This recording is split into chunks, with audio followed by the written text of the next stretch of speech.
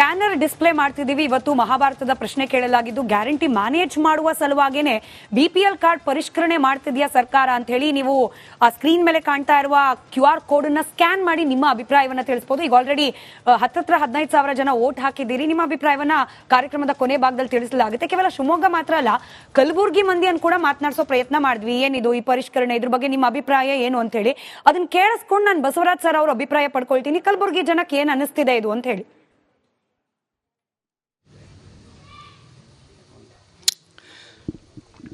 ಈಗ ಒಂದೇ ಗಳಿಗೆ ಕಲಬುರಗಿಯಲ್ಲಿ ಒಂದು ರಿಯಾಲಿಟಿ ಚೆಕ್ ಮಾಡಿ ಬೈಟ್ ಪ್ಲೇ ಮಾಡಿ ಅಲ್ಲ ಕಲಬುರಗಿ ಜನರದ ರಿಯಾಕ್ಷನ್ಸ್. ಏನು ಆಡಳಿತದಲ್ಲಿ ಇರುವಂಥ ಸರ್ಕಾರ ಏನದ, ಈಗ ನಕಲಿ ಯೋಜನೆಗಳಿಗೆ ಅಸಲಿ ಜನ ಕಳ್ಕೊಳ್ತಾರೆ. ಯಾಕಂದ್ರೆ ಜನರಿಗೆ ಗೊತ್ತಾಗಲ್ಲ ಅಂತ ತಿಳ್ಕೊಬೇಡ್ರಿ. ಇವರೆಲ್ಲ ಏನೇನು ಸರ್ಕಸ್ ಮಾಡ್ಕೋತ ಹೊಂಟಾರ, ನಾವೆಲ್ಲ ನೋಡ್ಕೋತ ಹೊಂಟೀವಿ. ಇವು ಮಾಡುವಂಥ ಕಾರ್ಯಕ್ರಮದಿಂದ ಎಷ್ಟೋ ಬಡ ಜನರಿಗಿದು ಲಾಸ್ ಆಗುವಂಥ ಅವಕಾಶ ಭಾಳಷ್ಟಿದೆ. ಅದಕ್ಕೋಸ್ಕರ ನಾನು ಆಡಳಿತದ ಸರ್ಕಾರಕ್ಕೆ ಹೇಳೋದೇನು, ಇಂಥ ಜನರಿಗೆ ಹೊರೆಯಾಗುವಂಥ, ಜನರಿಗೆ ತೊಂದರೆ ಆಗುವಂಥ ಯೋಜನೆಗಳು ಅದು ಸರಿ ಮಾಡಿದಿರಿ. ಈಗೇನು BPL ಕಾರ್ಡ್ಗೆ APL ಮಾಡ್ಲಿಕ್ಕೆ ಏನು ಹೊಂಟ್ರಿ, ಇದು ಜನರಿಗೆ ಅನ್ಯಾಯ ಆಗ್ತದ. ಕಾಂಗ್ರೆಸ್ ಸರ್ಕಾರ ಗರೀಬಿ ಆಟೋ ಅಂತಾರಲ್ರಿ, ಗರೀಬಿನ ಹೆಚ್ಚು ಮಾಡ್ತಾರೆ ಈ ರೀತಿ ಮಾಡ್ಕೇಸಿ ಅಂತ ಅನಿಸ್ತದೆ ಮೇಲ್ನೋಟಕ್ಕೆ. ಇಂದಿರಾ ಗಾಂಧಿ ಅವ್ರು ಹೇಳ್ತಾರೆ ಗರೀಬಿ ಆಟೋ ಮಾಡ್ತೀವಿ ನಾವು ಸರ್ಕಾರ ಅಂತ ಹೇಳ್ಕೇಸಿ, ಸಿದ್ದರಾಮಯ್ಯ ಅವ್ರು ಕುಂತು ಗರೀಬಿಗೆ ಕೊಡ್ತಕ್ಕಂಥ ಒಂದು 4 ತುತ್ತು ಹಣ್ಣನ ಅದನ್ನು ಕಸಗಂದು ಬಡವ್ರ ಹೊಟ್ಟೆ ಮೇಲೆ ಮತ್ತೊಮ್ಮೆ ಬೆರೆಯುವಂಥ ಕೆಲಸ ಸಿದ್ದರಾಮಯ್ಯ ಅವ್ರು ಮಾಡ್ತಾ ಇದ್ದಾರೆ. ಏನು ಆಡಳಿತದಲ್ಲಿ ಇರುವಂಥ ಸರ್ಕಾರ ಇದು ಬಸವರಾಜ್ ಸರ್, ನಾನು ಆಗ್ಲೇ ಹೇಳ್ತಿದ್ದೆ, ಜನರ ಮನಸ್ಸಿನಲ್ಲೂ ಕೂಡ ಇದು ಕೂತ್ ಬಿಟ್ರೆ ಕಷ್ಟ ಅಂತ. ಅಂದ್ರೆ ಸರ್ಕಾರಕ್ಕೆ ಗ್ಯಾರಂಟಿ ಮ್ಯಾನೇಜ್ ಮಾಡಕ್ ಆಗ್ತಿಲ್ಲ, ಹಿಂಗಾಗಿ ಇಂಥ ಯೋಜನೆಗಳ ಪರಿಷ್ಕರಣೆ ಹೆಸರಲ್ಲಿ ತರಲಿಕ್ಕೆ ಹೊರಟಿದ್ದಾರೆ ಅನ್ನೋದು ಜನರ ಮನಸ್ಸಿನಲ್ಲಿ ಅಭಿಪ್ರಾಯ ಕೂತ್ ಬಿಟ್ರೆ ಕಷ್ಟ ಅಲ್ವಾ ಕಾಂಗ್ರೆಸ್ಗೂ ಅಂತ.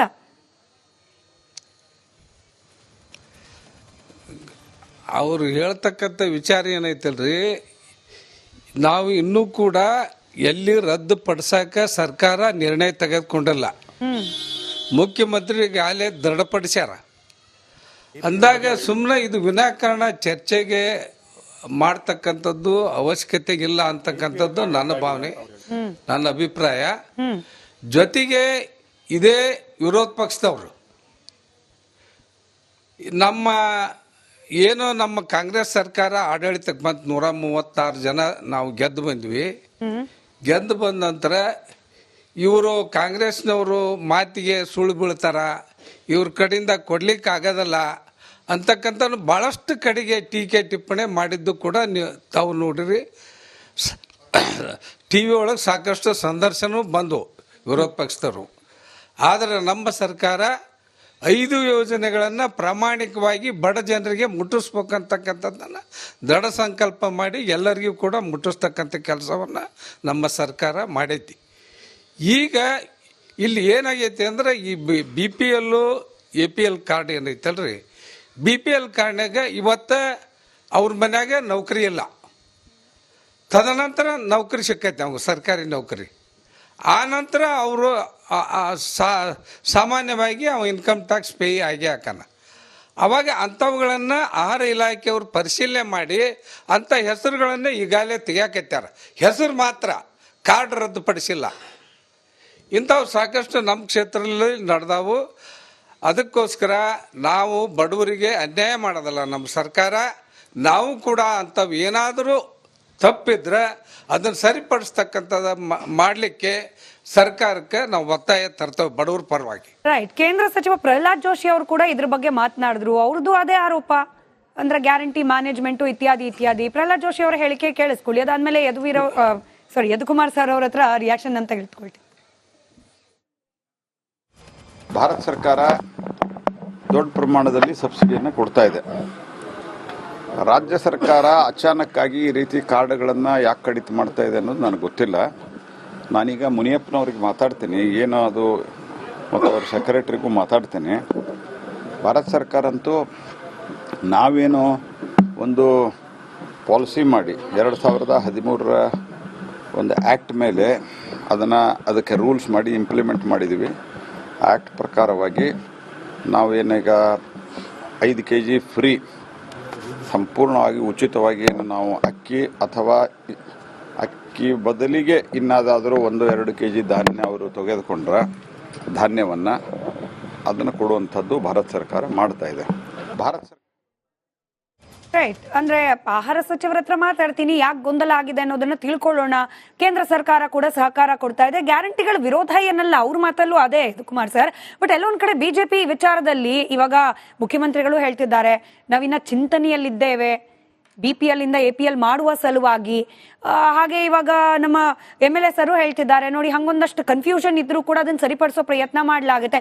ಬಟ್ ಬಿಜೆಪಿ ಡೆಲಿಬ್ರೇಟ್ ಆಗಿ ಇದ್ರಲ್ಲೂ ಕೂಡ ರಾಜಕಾರಣ ಮಾಡ್ಲಿಕ್ಕೆ ಹೊರಟಿದ್ಯಾ ಅಂತ? ಇದ್ರಲ್ಲಿ ರಾಜಕೀಯ ಮಾಡುವಂಥದ್ದೇನಿಲ್ಲ ನೋಡಿ. ಇದೇ ಹಿಂದೆ ವಕ್ಫ್ನಲ್ಲಿ ಬರಬೇಕಾದಾಗ ಇದೇ ಜಮೀರ್ ಅಹಮದ್ ಖಾನ್ ಇಡೀ ಕರ್ನಾಟಕದಂತೆ ಏನ್ ಹೇಳ್ಕೊಂಡ್ರು ಜನರಿಗೆ, ಮಾಧ್ಯಮದೊಳಗೆ, ಮುಖ್ಯಮಂತ್ರಿಗಳ ಸೂಚನೆಯ ಮೇರೆಗೆ ನಾನು ವಕ್ಫ್ ಅದಾಲತ್ ಮಾಡ್ತಾ ಇದ್ದೀನಿ ಅಂತ ಅನ್ಬಿಟ್ಟು, ಆಮೇಲೆ ಮುಖ್ಯಮಂತ್ರಿಗಳು ಸೂಚನೆ ಮಾಡ್ತಾರೆ, ಇಲ್ಲ ಆ ತರ ಏನಿಲ್ಲ, ರೈತರದ್ದು 1 ಇಂಚು ಇದಿಲ್ಲ ಅಂತ ಅನ್ಬಿಟ್ಟು. ಸರ್ 1 ನಿಮಿಷ, ರೈತರಿಗೆ ಆರ್ಥಿಕವಾಗಿ ಬೆಂಬಲ ನೀಡಬೇಕಂತ ಇದ್ದವರು ತಾವು ಪರಿಷ್ಕರಣೆನ ನೀವ್ ಹೇಳಿದ್ರಲ್ಲ, ಯಾವಾಗ ಮಾಡಿದ್ರಿ ನೀವು?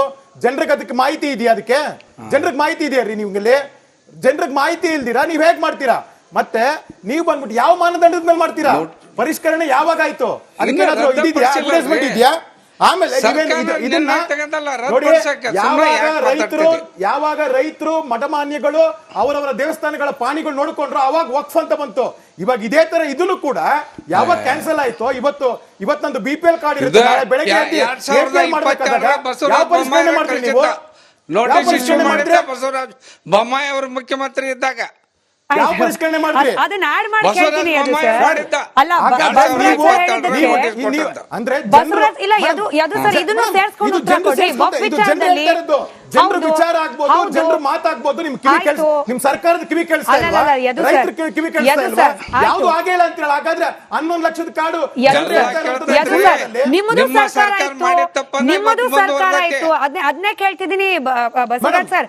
ಇವಾಗ ನಿಮ್ಮದು ಸರ್ಕಾರ ಆಯ್ತು, ಆಗ ಪರಿಷ್ಕರಣೆ ಮಾಡ್ಬೇಕಾಯ್ತಪ್ಪ. ನಿಮಗೆ ಅವಾಗ ಗ್ಯಾರಂಟಿ ಪ್ರೆಷರ್ ಇರ್ಲಿಲ್ಲ ಅಥವಾ ಬೇರೆ ಪ್ರೆಷರ್ ಇರ್ಲಿಲ್ಲ, ನಿಮ್ಮ ಕಾಲದಲ್ಲೂ ಕೂಡ ಇದ್ರು ಅನರ್ಹರು BPL ಅಲ್ಲಿ, ಪರಿಷ್ಕರಣೆ ಮಾಡ್ಬೇಕು ಅಂತ ನಿಮ್ಗೆ ಯಾಕೆ ಅನಿಸಿರ್ಲಿಲ್ಲ? ಈಗ ನೀವು ಆರೋಪ ಮಾಡ್ತೀರಿ, ಸರಿ, ಆರೋಪದಲ್ಲಿ ಒಂದಷ್ಟು ಕರೆಕ್ಟ್ ಅಂಶಗಳು ಇರಬಹುದು, ಬಟ್ ನಿಮಗಿತ್ತು ಅವಕಾಶ, ಮಾಡ್ಲಿಲ್ಲ ನೀವು ಅವಾಗ. ಮೇಡಮ್, ನಾವ್ ಯಾರು ಅರ್ಹರ್ ಇರ್ತಾರೋ BPL ಏನ್ ಇರ್ತಾರೋ ಅದು ಅರ್ಹರ್ಗಂತ ಅಂತ್ಯೋದಯ ಕಾರ್ಡ್ ಆಗ್ಬೋದು, ಮತ್ತೆ APL ಕಾರ್ಡ್ ಆಗ್ಬೋದು, ಕಟ್ತಾ ಇದ್ರು. ಆದ್ರೆ ಇಲ್ಲಿ ಗ್ಯಾರಂಟಿ ವಿಷಯ ಬರುತ್ತಲ್ಲ, ಇವ್ರು ಇವಾಗ ಯಾಕೆ? ನಾನು ಹೇಳ್ತಾ ಇರೋದು, ನಿಮ್ ಸರ್ಕಾರ 136 ಬಂದಾಗ ಅವಾಗ ಪರಿಷ್ಕರಣೆಗೆ ದೊಡ್ಡ ಕಾಲಾವಧಿ ಇತ್ತಲ್ಲ, ಕಾಲಾವಕಾಶ ಇತ್ತಲ್ಲ, ಅವಾಗ ಯಾಕೆ ಮಾಡಿಲ್ಲ? ಇವಾಗ ನೀವು ಆರ್ಥಿಕವಾಗಿ ದಿವಾಳಿ ಆಗಿದ್ದೀರಾ ಅನ್ನೋದಕ್ಕೆ ಇದು ಪ್ರತ್ಯಕ್ಷ ಸಾಕ್ಷಿ. ನಿಮ್ಮ AIC ಅಧ್ಯಕ್ಷರು ಹೇಳಿದ್ರಲ್ಲ, ಈ ಅವೈಜ್ಞಾನಿಕವಾಗಿ ಸುಮ್ನೆ ಏನೇನೋ ಮಾಡಿದಾಗ ದಿವಾಳಿ ಆಗ್ತೀರಾ ಅಂತ ಅನ್ಬಿಟ್ಟು, ಅದರ ಒಂದು ನೆಕ್ಸ್ಟ್ ಪ್ರತಿಕ್ರಿಯೆನೇ ಇದು. ವಿವೇಕಾನಂದ ಅವರಿಗೆ ನಾನು ಧ್ವನಿ ಕೇಳ್ತಾ ಇದ್ರೆ ಆರ್ಥಿಕ ವ್ಯವಸ್ಥೆಯನ್ನು ಸರಿಯಾಗಿ ನೋಡಿ. ವಿವೇಕಾನಂದ ಸರ್ ಧ್ವನಿ ಕೇಳ್ತಾ ಇದ್ರೆ ನಮಗೆ ಕೊಡಬೇಕಾಗಿದ್ದ ನ್ಯಾಯಯುತವಾಗಿ ಹಣ ಕೊಡಕ್ ತಯಾರಿಲ್ಲ. ಅಲ್ಲಿಗೆ ಬಂತು ವಿಚಾರ, ಕೊಡಕ್ ತಯಾರಿಲ್ಲ. ಅಲ್ಲಿಗೆ ಬಂತು ವಿಚಾರ. ಬಂದೆ ಬಸವರಾಜ್ ಸರ್, ಒಂದೇ ನಿಮಿಷ. ಯದು ಸರ್ ನೋಡಿ, ದುಡ್ಡು ತುಂಬಿಸಿ ಯದು ಸರ್ ಇಬ್ರು ಆಚೆಯಿಂದ ಕನೆಕ್ಟ್ ಆಗಿದ್ದಾರೆ. ಯದು ಸರ್ ಒಂದು ರಿಕ್ವೆಸ್ಟ್ ಕೊಡ್ತೀರಿ.